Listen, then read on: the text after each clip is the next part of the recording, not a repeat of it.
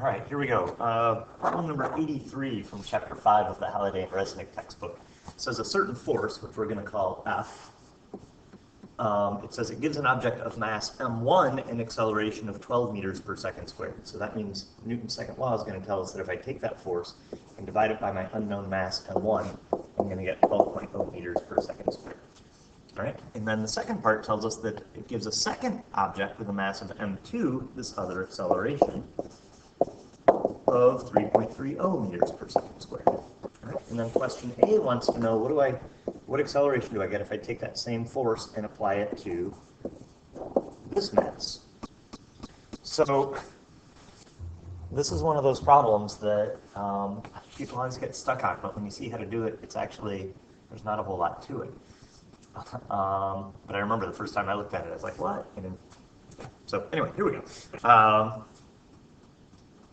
Our issue is that we don't know these two masses, right?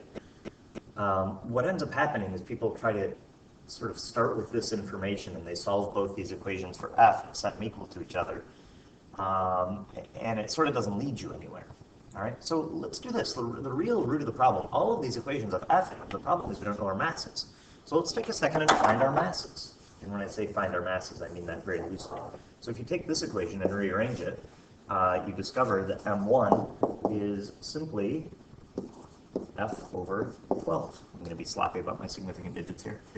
And this guy, similarly, gives me that m2 is F over 3.30. So all I'm going to do is I'm going to take that information and plug it back in over here to this original equation. So this equation becomes F over, well, m2 is F over 3.30 minus m1 is F over 12, right?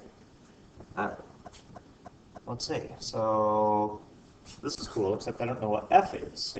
Well, let's do this. If I multiply the top of the fraction by 1 over F, and then multiply the bottom of the fraction by 1 over F, then when you distribute, down here, the F's cancel there, and on the top, the F's cancel. So I end up just getting 1 over 3.3 minus 1 over 12.